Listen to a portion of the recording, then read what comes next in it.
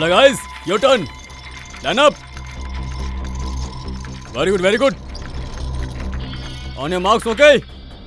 Ready, steady, and get up, get up, get up. Push your legs, push your legs. Come on, come on, come on.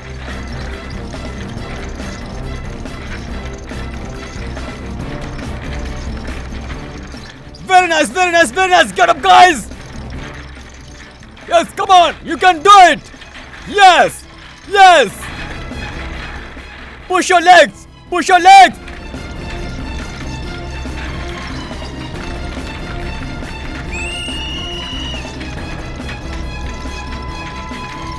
Come on, back on the track, back on the track. Main त ई बा कि वो इतना ज्यादा practice करावेला का.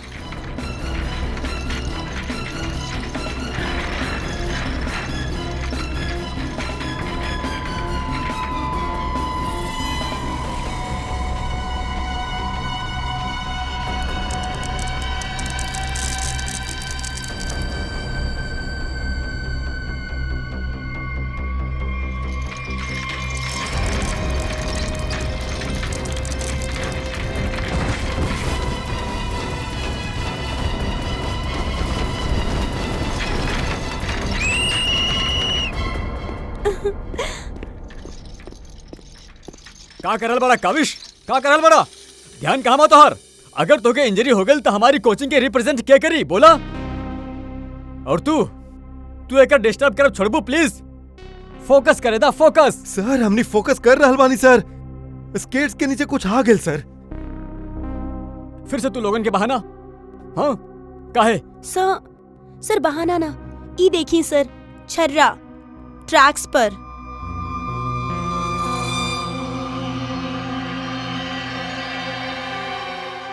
ई छर्रा ट्रैक पे कहाँ से आ गई. देखनी सर, गिरे के कारण कुछ और है, आप खामखा ही डांट देनी. देखा, काविश हमारे कोचिंग के बेस्ट स्टूडेंट था, बेस्ट स्टूडेंट. एक इंजरी हो गई ना तो हमने की जिताई के. हाँ देखा, I am sorry, he is the best. हाँ सर, आपकी उम्मीद तो एकरे से जुड़ल पड़े. हमने तो कोनो काम के नहीं खे ना. अरे हमारी कहे के मतलब ना. अरे सुना. हाँ? अरे सुना था यार. गाइस, आर यू ओके? ज्यादा लगल तो नहीं खे? श्योर?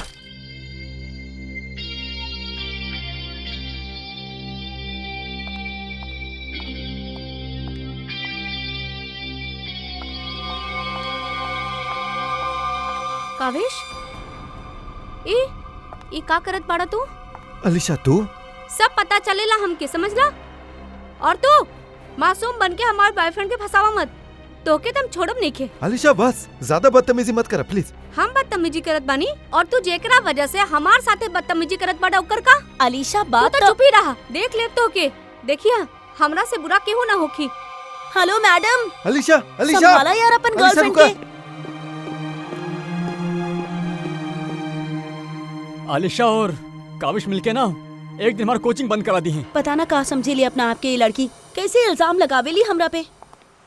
देखा तेजाक्षी, प्यार में समटाइम्स लोग पॉजिटिव हो जाले यार. और तू जाने लो ना आलिशा के, ओके तो सबसे प्रॉब्लम है. अरे सर, अगर ओकरा इतना प्रॉब्लम बाना, आप ओकरा से कहीं कि घर पे बैठे और काविश की एगो डब्बा में बंद करके अपन पर्स में रख लेवे, ताकि ना कि ओकरा से बात करे ना मिले. अरे काविश को ना कोई टॉय थोड़े ओ माय गॉड सर. हे रुका. हेलो. ओ माय गॉड सर, आप ठीक तो बानी?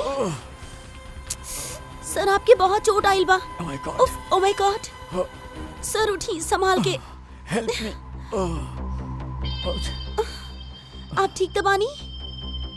सर समझ ना आ रहल, वो आदमी आपके ऐसे धक्का काहे मारलस? हमके नहीं पता, आई डोंट नो. सर लागत है वो बाइकर फेंक लेबा. अगर कल काविश स्टेट स्केटिंग टूर्नामेंट में हिस्सा ली तो जिंदा ना बची. व्हाट? इतना सरासर धमकी है. हमार तो कोनो दुश्मन बाही नहीं के. आगे बढ़ा. आज प्रैक्टिस में जॉन भइल वो छोट सा ट्रेलर रहल एक्सीडेंट के. अगर काविश कंपटीशन में मिलल तो ओकर मौत के पूरा फिल्म देखे के मिली आप लोगन के. ओ माय गॉड सर. काविश कोनो भी कीमत पे ई कंपटीशन में ना होके के चाहिए, वरना तोहरा साथे का होखी ई तू जाने लू। Take care. हेलो। अभी तक नाराज बाड़ू? ये देखा, हम तारा खातिर तारा फेवरेट रेड रोज ले आइल बानी और एगो छोटा सा surprise gift. I am sorry, अब का कान पकड़ी का? अच्छा प्रॉमिस कि हम आज के बाद तेजाक्षी के बिल्कुल न मिला, ओकरा तरफ देखा भी नहीं खे। बाकी हमके तोहरा पे भरोसा नहीं खे। काहे भरोसा नहीं खे तारा के? हम ऐसा का करी कि तोके भरोसा होके? टेल मी, तू जे कहवा हम करब। I promise. सोच ला, हम जे भी कहब वो तोहके करे के होखी और तोहके हमके प्रॉमिस देवे के होखी। पक्का प्रॉमिस। ठीक है, फिर हमारे को काम करा। का काम है बेबी? देखा, तू स्टेट कंपटीशन में पार्टिसिपेट ना करबा। का? ई का कह रहल बाड़ू तू अलीशा? हमके पता रहल। देखा, अगर तू ये प्रॉमिस तोड़ला ना तो हम समझबा कि हमनी के रिश्ता भी टूट गई। अलीशा, ये हमार करियर है और हम काहे न पार्टिसिपेट करी कंपटीशन में? Tell me. तेजाक्षी की वजह से, बिकॉज वो तो हर पार्टनर बिया और हम ना चाहिए कि वो तो हर साथ एक पल भी रहे। अलीशा, इट्स नॉट अबाउट तेजाक्षी, ये हमार करियर के सवाल है। Please understand. नहीं खे, देखा, या तो तू तेजाक्षी के साथ स्टेटिंग कर ला, चाहे हमके चूज कर ला। कौनो जरूरत नहीं खे मिले के बात करे के। जब तू प्रॉमिस निभा ना सकेला तो प्रॉमिस काहे करेला? अलीशा, अलीशा वेट। तुझे भी कहबा ना, हम उहे करब, ओके? हम एक कंपटीशन में पार्टिसिपेट ना करब, ठीक है? सच? Thank you so much. हमके पता बा तू हमसे बहुत प्यार करेला and I love you very much. I am sorry Alisha, बाकी हमके एक कंपटीशन में पार्टिसिपेट करे के ही होगी। Good morning guys. Good morning sir. Good morning, good morning. Sir का भेल आपके? आप ठीक तो बानी ना? नथिंग नथिंग, चला प्रैक्टिस करल जाई। चला गेट रेडी। ई काविश कहाँ पे है? सर उन्हें ख्याल अब तक। एक कब रिस्पॉन्सिबल बनी यार। Give me the phone, I will call. Yes सर।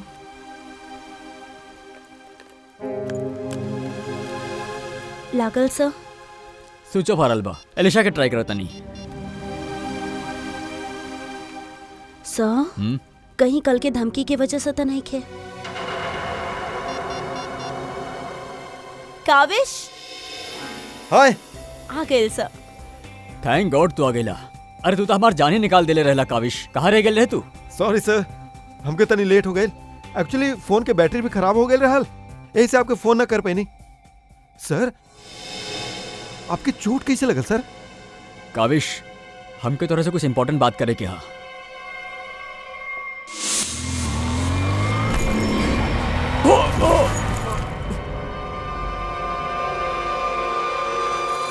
अगर कल काविश स्टेट स्केटिंग टूर्नामेंट में हिस्सा ली तो जिंदा ना बची।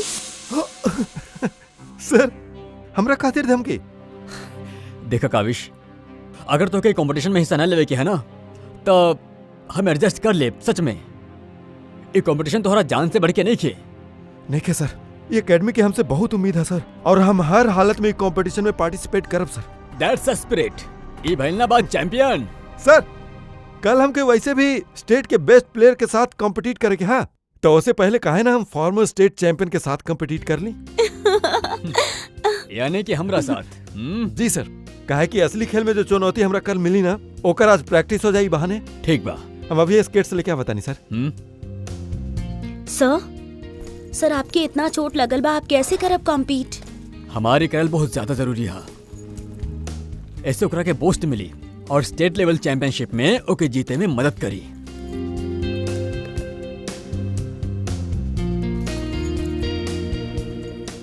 अरे वाह, गुरुजी और चेला के एक ही कलर के स्केट्स। हाँ हमके लगल सर जैसन स्केट्स लेला पे हो सकेला हमके उनकर जैसन किस्मत मिल जावे और हम भी स्टेट चैंपियन बन जाए। घबराई ना बेटा, तू चैंपियन भी बनबा और हर एक चैंपियनशिप भी जितबा, शिवाय आज के गुरु से पंगा पड़ी महंगा।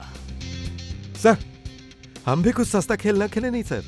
देख ला बेटा, हम कल ही अपने स्केट्स के सर्विसिंग कराइले बानी। अच्छा, और सर्विसिंग करेला के बाद अगर आप हार गए नहीं तो ज्यादा बुरा तो ना लगी सर आपके? देखल जाए के हारी और के जीती।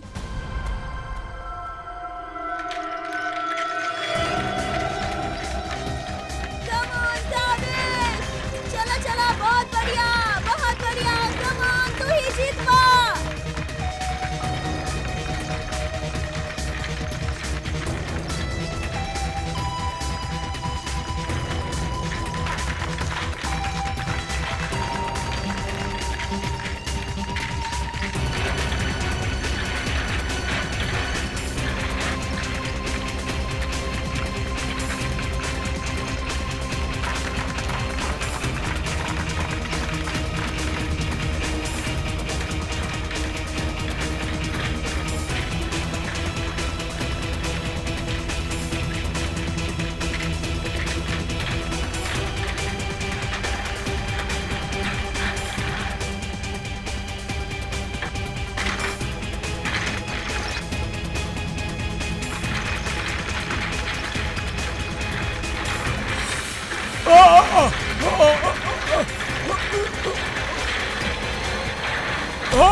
सर अरे कब है सर?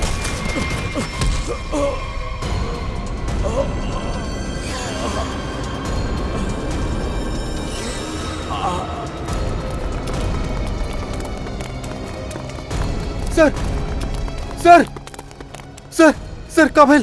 ठीक बानी ना आप? आर यू ओके?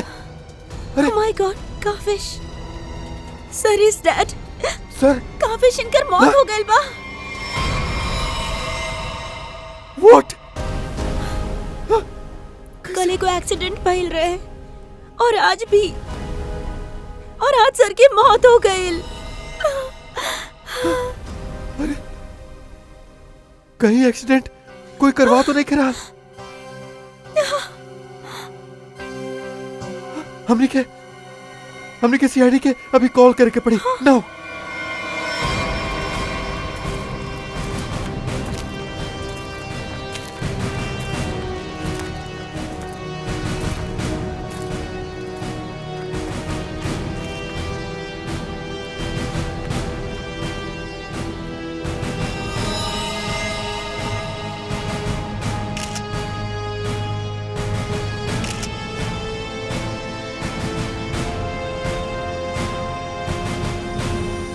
कल फ्रैक्चर होखला के वजह से कर मौत भइल बा, काफी खून भी बह गइल बा।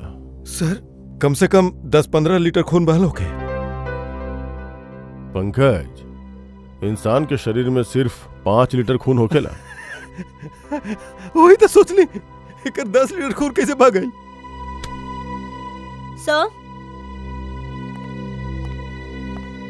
सर, ये ट्रैक के पास ये व्हील और ये 2 स्क्रू मिलल बा। सर होके ना होके एकर मौत व्हील निकले के वजह से ही भइल बा।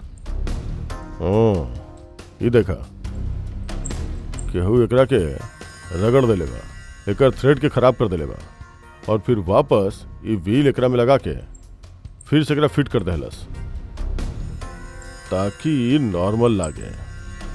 और जैसे ही केहू ई स्केटिंग पे चढ़ी, थोड़ा देर के बाद ये व्हील अपना आप निकल जाई। 1 मिनट। काविश, एकरा बारे में का मालूम बा? कुछ बता सकेला? आदित्य सर कल अपन स्केट के सर्विस करवेले सर। सर्विसिंग करवले रहला? और कुछ बता सकेला का? आज सवेरे जब हम यहाँ आए नहीं था, आदित्य सर हमरा के बतैले जब वो कल तेजाक्षी के साथ वापस जात रहले था, कोनो बाइक वाला उनके धक्का देला सा और एगो धमकी वाला कागज के टुकड़ा फेंक के चल गेले। कहाँ मुख खत देख सके नहीं? जी सर, हमरा पास बा। ई रहल सर। अगर काविश कल स्टेट टूर्नामेंट में हिस्सा ली ही तो जिंदा ना बची। आज प्रैक्टिस में जे भइल वो एक्सीडेंट के छोट सा ट्रेलर रहे। अगर काविश कंपटीशन में मिलल तो ओकर मौत के पूरा फिल्म देखे के मिली आप लोगन के। अच्छा, ये बाइक वाला इंसिडेंट से पहले यहाँ कुछ भइल रहे? जी सर, जब हमनी ट्रैक्स पे प्रैक्टिस करत रहनी तो केहू छर्रा फेंक देले रहल, जेकरा वजह से हमनी दोनों गिर भी गईनी। और फिर ये बाइक वाला एक्सीडेंट भइल। ओ, तो ये एगो सोचल समझल साजिश बा।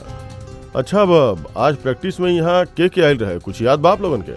सर ओपन ट्रैक बा, केहू भी आ जा सकेला। पंकज को काम करा, ट्रैक के आसपास छान मारा, देखो कोनो सुराग मिलेला का।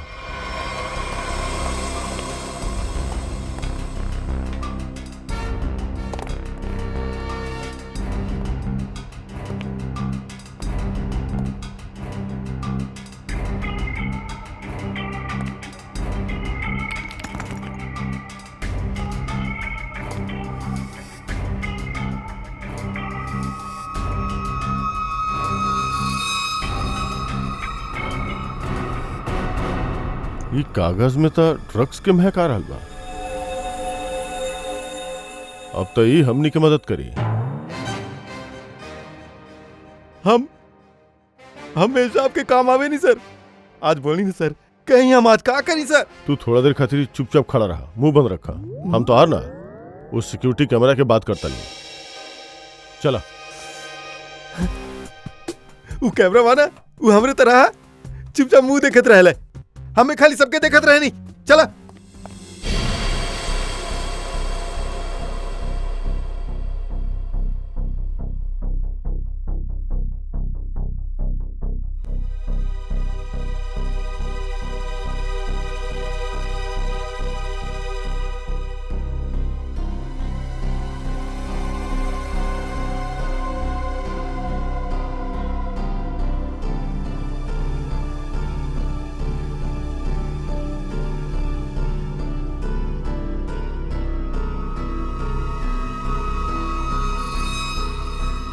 तो निकर चेहरा पे जूम करा।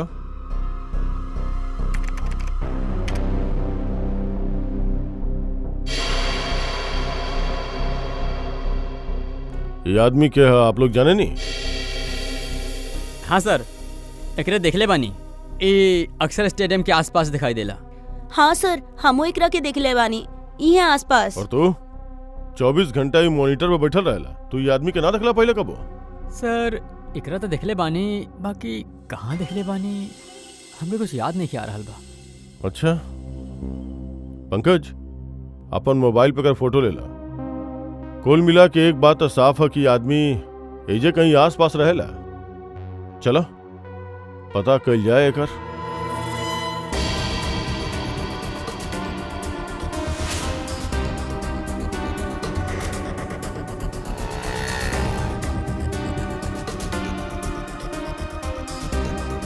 ई अरे एकरे तो रग रग से वाकिफ बानी हम। 2000 रुपए ले ले भाई, ओकरे बाद कबो हमरा हाथ नहीं आइल। का पे कर दोस्त बाड़े, हमार 2000 वापस कर दा फिर। अरे हमें कर कोनो दोस्त वोस्त नहीं खे सर, ई जाने ले। देखिए हम लोग सीआईडी से बानी और हमने के ये आदमी की तलाश बा। सीआईडी से? वाह, ये तो बहुत ही अच्छा बात है। जब आप बाकी चीज ओकरा से निकलवा लेवे ले तो हमार 2000 रुपए भी निकलवा लिया। बहुत ही मेहरबानी हो की। हम लोग फिरौती खातिर ना निकलल बानी। फिलहाल आप ही बताएं कि आदमी मिली कहाँ? ये अपन आवारा दोस्तन के साथ यही बदनाम बार में नोट उड़ावत होगी। वैसे अगर वो आपके को मिलल ना तो तुरंत, अरे छोड़ी मत करा के।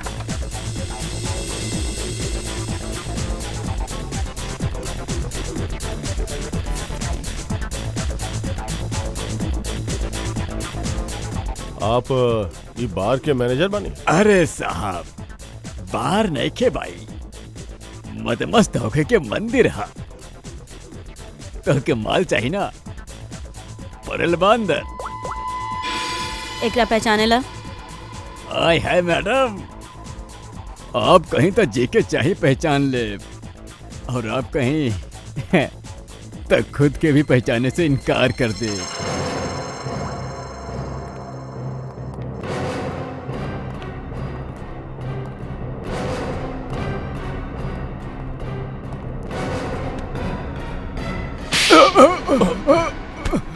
उठ।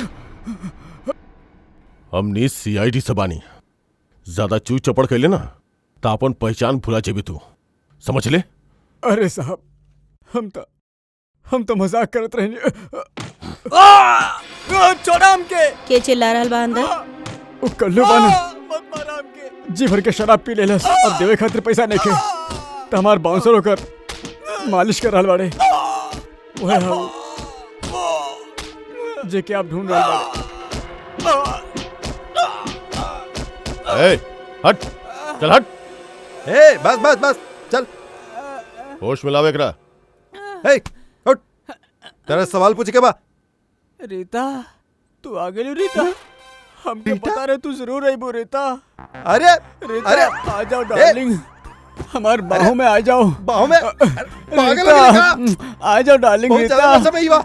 हमरा रीता समझता नहीं। ये ऐसे होश में ना आई। हमके वंश। पता रहे तू जरूर आईबू रीता। केबा केबा ए तेरा सवाल पूछ के बा। केबा उठ। ए केबा चल उठ। अब तहार बाप बानी। पिताजी, आप यहाँ? सर पिताजी बोल रहल बाड़े।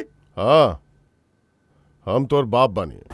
अभी बताओ, आदित्य के काहे मरले तू? का? हम केहू के न मरले बानी। तोर सीसीटीवी के रिकॉर्डिंग बा हमनी के पास, समझ ले।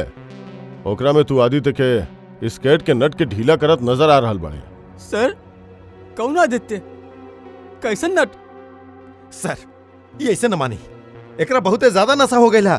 एके उल्टा कह के पानी के टंकी में डाले के पड़ी। ना सही सर, कह रहल बड़ा पंकज, ले जाके रखे। ना सर, सर हम बता रहल बानी सर। हमके एगो लड़की पैसा देले रहली सब करे खातिर। कौन सा लड़की? वो अक्सर यहाँ पर आवेली सर, ई काम के अंजाम देवे खातिर वो हमके ढेर सारा पैसा देले रहली। सर हम सच कहता नहीं, ओकरा बारे में कुछ ना जाने नहीं सर, ओकर नाम तक ना जाने नहीं हम। तू कहला कि उ लड़की अक्सर यहाँ पे आवेले, ओकर चेहरा तो याद बाना तोहरा?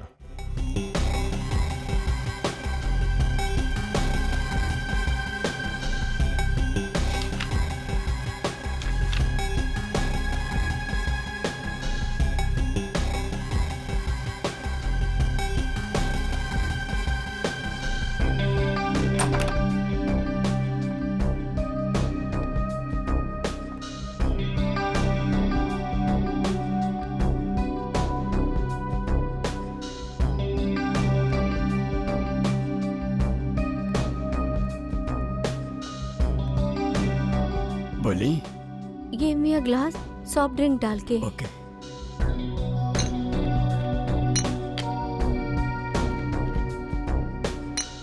Thank you.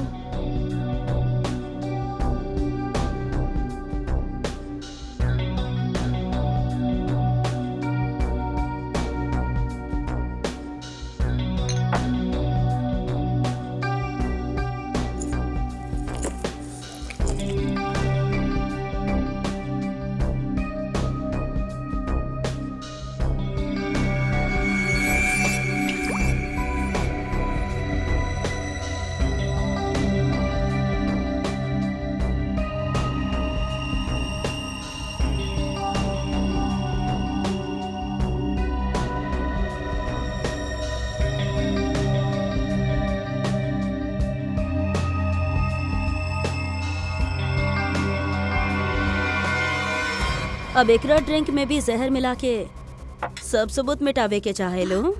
आप लोग सीआईडी? हाँ सीआईडी, तोहार खेल खत्म। हमने तोरा के ये ड्रिंक में जहर मिलावट पकड़ लेनी, और आदित्य के खून करे के जुर्म में हमनी तरह गिरफ्तार करतानी। ना, हम कुछ नहीं की। पंकज पकड़ा ओकरा।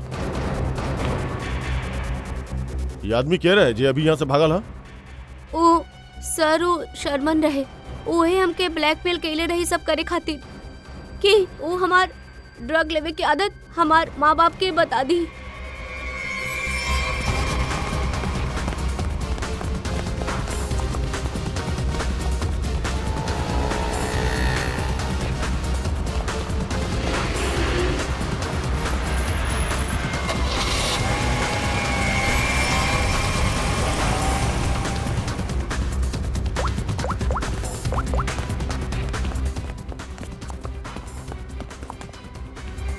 कैसे भागलू? सर गाड़ी से। नंबर तो देख ले होगा ना? हाँ सर। एगो काम करा, इन नंबर के सारा चेक ना का और पुलिस स्टेशन में भिजवा दा और उनकरा के ऑर्डर दे दा, जहां मिले दबोच ले। चला।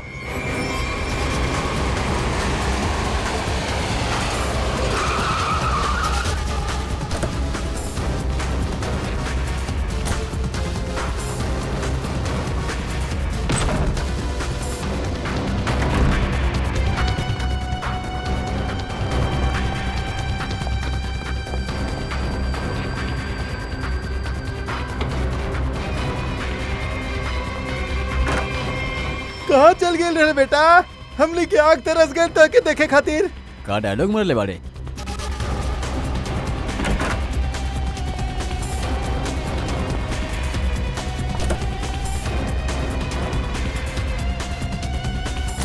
लगा तो स्केटिंग सिखावे के काम भुला गेल बड़ा तू, याद दिलावे के पड़ी।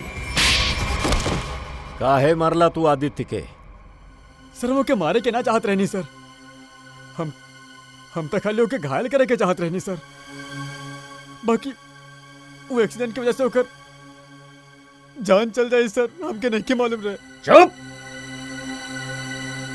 बाकी काहे करत रहला तू ई सब? सर वो आदित्य हमरा के कंपटीशन देवे खातिर अपन कोचिंग शुरू कर देला सर। यहाँ तक कि हमार बेस्ट टीचर के ज्यादा पैसा के लालच देके वो अपन कैब में शामिल कर लेला सर।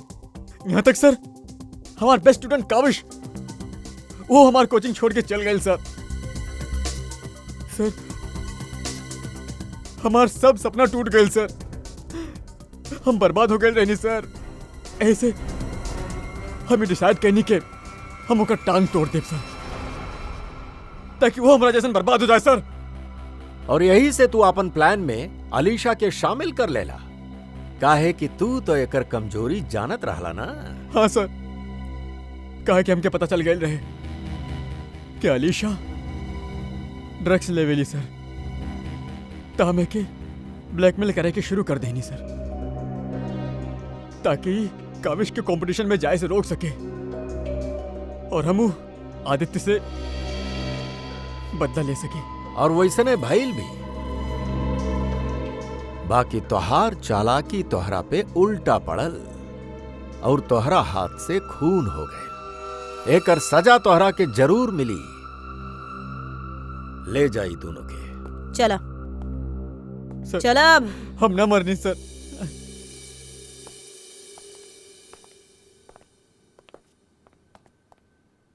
चली सर, ई केस ता चुटकी में सॉल्व हो गई। के कहलस की केस सॉल्व हो गई? कौनो छुट्टी उट्टी ना मिली, समझला? चला काम करा। सर एक मिनट। हेलो, हाँ सालुंके साहब, का ठीक बा, हम लोग पहुंचाता नहीं। ओके। का कहले सालुम के? हमनी के फौरन से बुलाले बानी, जल्दी से जल्दी। कहले बानी कहानी में ट्विस्ट आ रहा। कहानी में ट्विस्ट? सालुम के सब कुछ हो गई और तू कह रहा बाड़ा कि कहानी में ट्विस्ट बा? का बा? बॉस अभी कुछ भइल ही नखे, केस तो अब शुरू भइल हा। का मतलब? मतलब ई कि आप लोग समझ रहल बाड़े, ये आदमी के मौत एक्सीडेंट की वजह से भइला। हाँ जी नहीं खे, ये आदमी के मौत दरअसल जहर दिला के वजह से भइला। का? जहर से?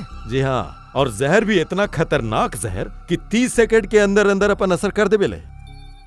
कौनो खतरनाक जहरीला सांप के जहर से भी ज्यादा खतरनाक। हम बताओ तनी, देखा ई देखा बॉस, ई है खून और ई में है वो खतरनाक जहर। अब हम ई जहर के एक बूंद ई में डाल रहल बानी।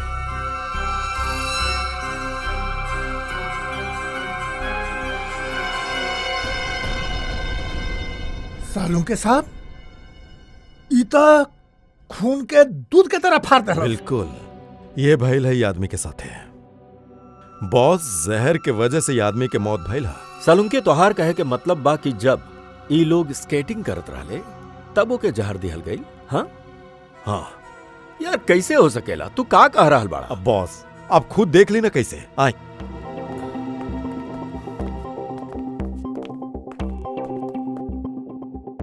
ये देखी बॉस, एकरा अंगूठा पे यहाँ छोटा सा निशान है।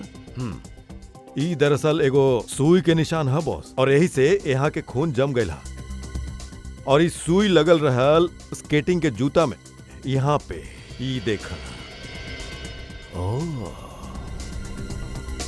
बॉस, जैसे ही जूता पहनलस स्केटिंग खातिर अपन पैर के पोष कैलस, ई सुई एकरा अंगूठा में चुप गई और उस जहर एकर शरीर में पहुंच गई।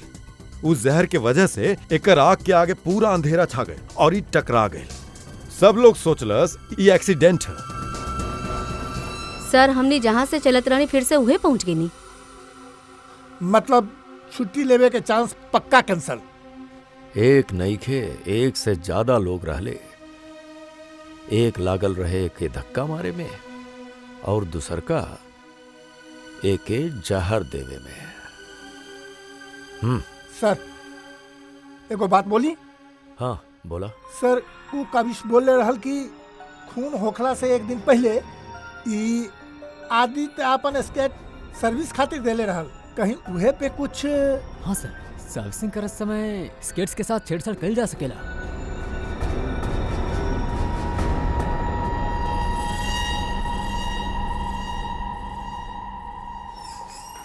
यहाँ के जो मालिक है वो हंसा।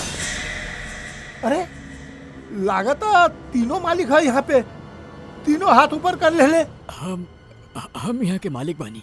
और तो फिर ये दोनों का है हाथ ऊपर कर ले। इतना बड़ गन देख के केहू भी हाथ खड़ा कर दे ना। देखा, हमने सीआईडी से बानी और आपसे कुछ पूछताछ करे कहा। सीआईडी से पूछी का पूछे क्या? आदित्य के जानेला? वो है आदित्य जे स्केटिंग सिखावेला। जी हाँ सर, बहुत अच्छा से और बहुत सालन से जाने नहीं। वो हमारी ही दुकान से स्केट लेके जाले। देखी अबू रहल नहीं खे, ओकर खून हो गए। खून कैसे सर? आप खाली ये बताएं कि आदित्य के स्केट्स के सर्विसिंग के कैले रहल। सर आदित्य जी के स्केट की सर्विस हमेशा नीरज ही करेला। नीरज कहाँ बाड़े ही नीरज? तनी बुला सके नहीं आप? सर लास्ट टाइम आदित्य जी के स्केटिंग के सर्विसिंग करे के बाद वो दुकान पर आयल ही नहीं खे और ओकर फोन भी नहीं खे लग रहल बा। अरे ओकर अता पता तो होखी ना तोरा पास?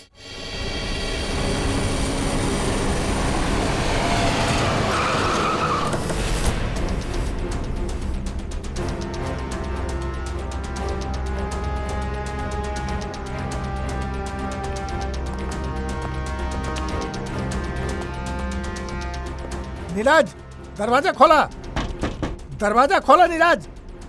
सर लगातार घर में केहू नहीं खे, हम लोग बाद में आवल जाई। सचिन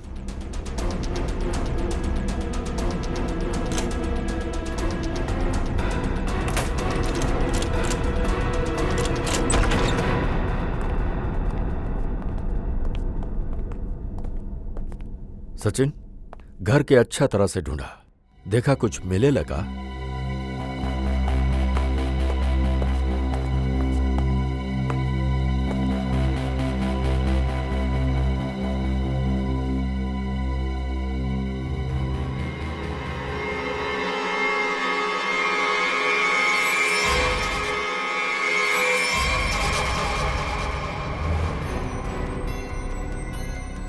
ओह माय गॉड सर। हाँ सर की तबीयत बहुत खराब है। तू नीरज बाड़ा? नीरज जल्दी से एम्बुलेंस बुलावा, एकर जिंदा रहल बहुते जरूरी बा। नीरज नीरज ये तो मर गई। Oh no. एकर गर्दन पे बिल्कुल वैसने निशान बा जैसे आदित्य के पैर में रहल। ओह नो, सुई के निशान। जरूर एके भी सुई से जहर दिहल गई बा, खून भी इकट्ठा भइल बा। हे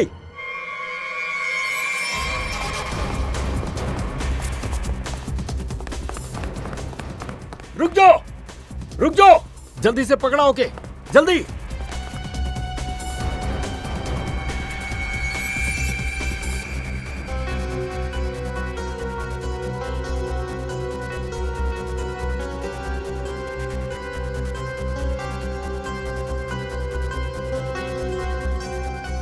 जेके काविश तोहरा कातिल के ओकरा कैले के सजा मिल गईल बा, जे तोहरा के खुदकुशी करे खातिर मजबूर कैले रहल। ओ आदित्य के जिंदगी भगवान छीन लेले बाड़े।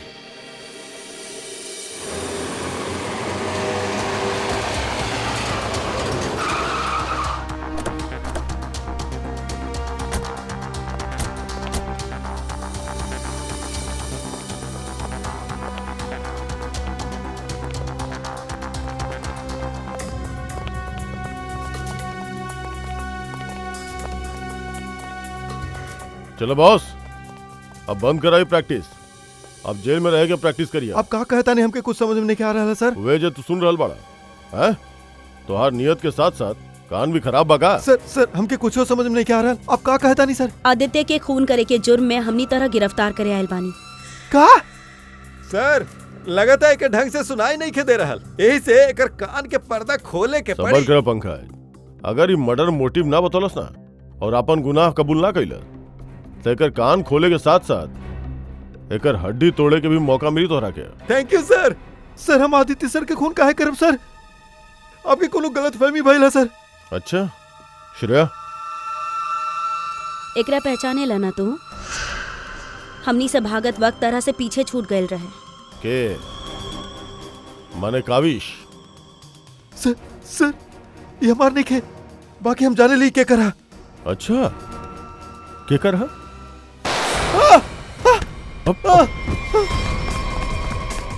पंकज ध्यान रखा कर।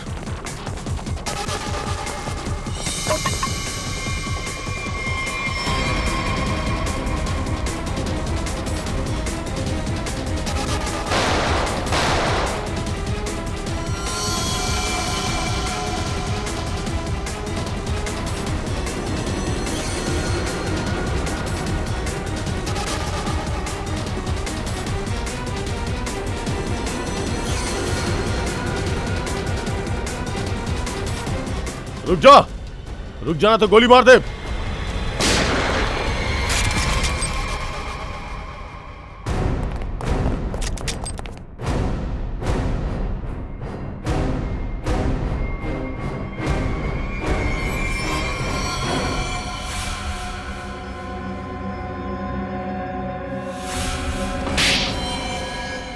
हाँ हम मरनी मार डालनी हम आदित्य के, और हमकी बात के कोनो अफसोस नहीं खे, काहे कि वो आदित्य के कारण हमार भाई के मौत भइल रहे। तुम्हार भाई? हाँ हमार भाई केतन, जिकरा साथ धोखा करके वो आदित्य ओकरा आत्महत्या करे पे मजबूर कर देलस। और फिर तू आदित्य के मार देलू और खुद एगो खूनी बन गईलू। सर हमार बेटा केतन होनहार लेकर रहल, स्केटिंग के चैंपियन रहल। जौन साल वो और आदित्य स्टेट चैंपियन कंपटीशन में हिस्सा लेवे वाला रहले, सब लोग जानत रहे कि हमार बेटा केतन ही ई कंपटीशन जीती।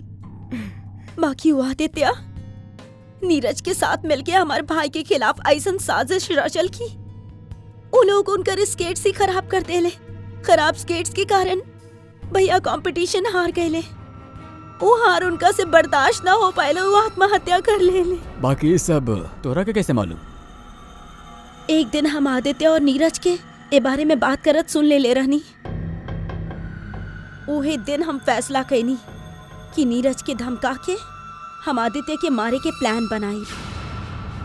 तू हमारे भाई के खिलाफ साजिश में आदित्य के साथ देला ना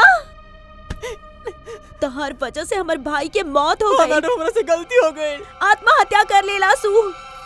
मैडम माफ कर दे हमके। तहरा के हम छोड़ब ना, ई खून के सजा दिलवाइब तरह के। सीआईडी के फोन करब और जेल करवाइब, और तू सड़ सड़ के मरबा जेल में। ना मैडम, ना मैडम हमके जेल में ना भेजी। मैडम मैडम हम बहुत सीधा साधा आदमी बानी। मैडम मैडम मैडम तनी सब पैसा के चक्कर में आ गई नहीं। मैडम हमसे गलती हो गई मैडम। मैडम हम बर्बाद हो जाए। चुप। ना भिजवाई तारा के जेल, बाकी तारा के हमार मदद करे के हुई। हाँ मैडम, हम आपकी कोनो भी मदद करब मैडम, बाकी हमके जेल ना भिजवाए मैडम। ई आदित्य के जूता में फिट करता। ई काबा मैडम?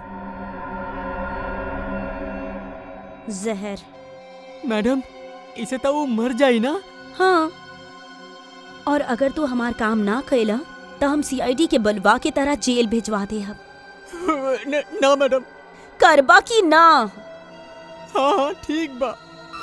सर, ये बच्ची नादान बिया, भाई के प्यार में आके गलती कर बैठल, एकरा के माफ कर दी।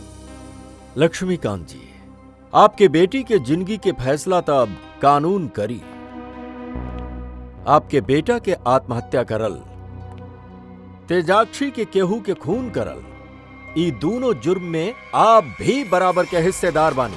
आप भी बराबर के हिस्सेदार बानी, समझ लिया? बाकी भुला गई नहीं आप कि बच्चा छोट पौधा जैसन होखेले, उनकर अच्छा परवरिश करल, अच्छा सिंचाई करल, ओही से तो बड़ा होके अच्छा नागरिक बनेले, अच्छा इंसान बनेले।